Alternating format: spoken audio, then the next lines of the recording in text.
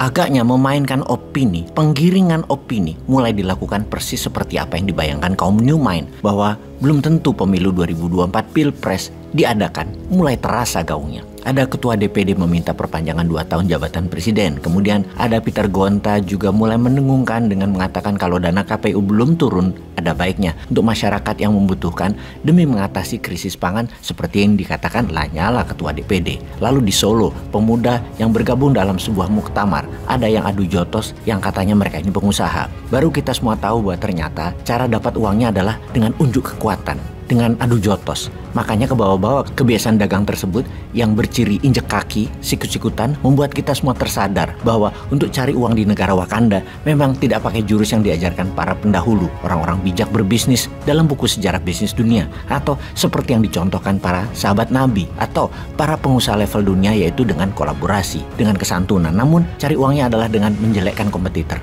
mematikan kompetitor, saling hujat, menginjak kaki, menjotos lawan, merangkul penguasa untuk mematikan lawan. Dan apa sih yang menyebabkan mesti begitu? Harta, tahta, perpanjangan jabatan.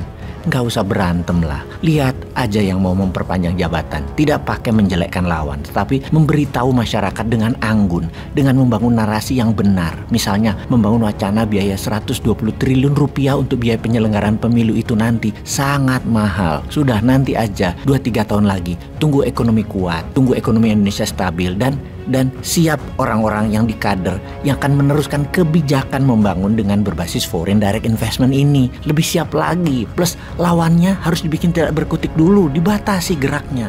Lalu dengan membangun opini, kita masyarakat jadi tersadar, oh iya juga ya, mahal ya 120 triliun rupiah itu, mending buat masyarakat yang membutuhkan. Kasih lagi BLT deh, bantuan tunai buat masyarakat. Inilah pintarnya bernegara. Ini harus dicontoh.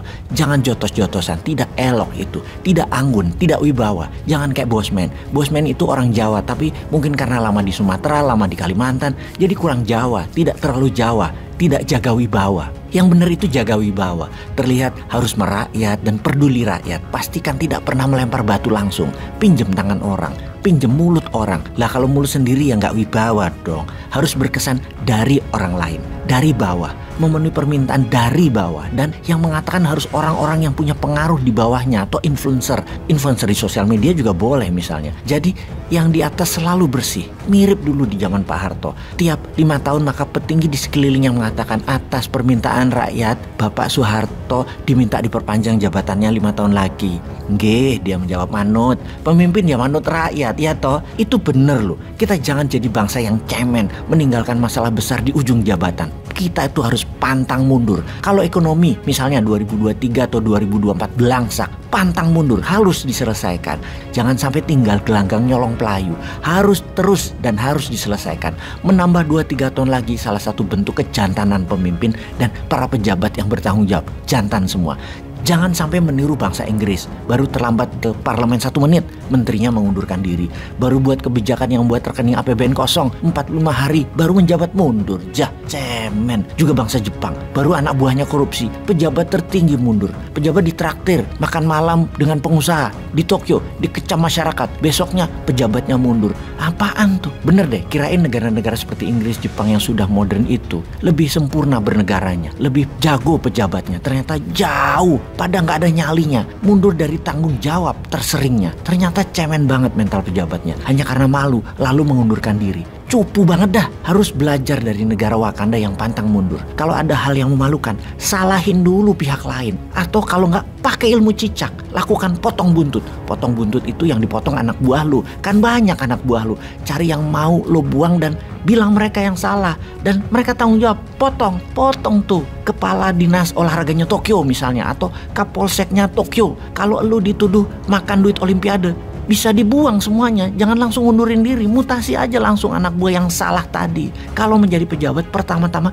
buatlah aturan yang membebaskan kalian dari tanggung jawab. Itu wajib hukumnya, karena itu syarat untuk menjabat jabatan agar lama. Karena Anda harus selalu bersih, selalu berprestasi, dan kalau ada salah, karena Anda tidak pernah ada tanda tangan yang bertanggung jawab, makanya Anda tidak pernah salah, yang salah bawahan Anda.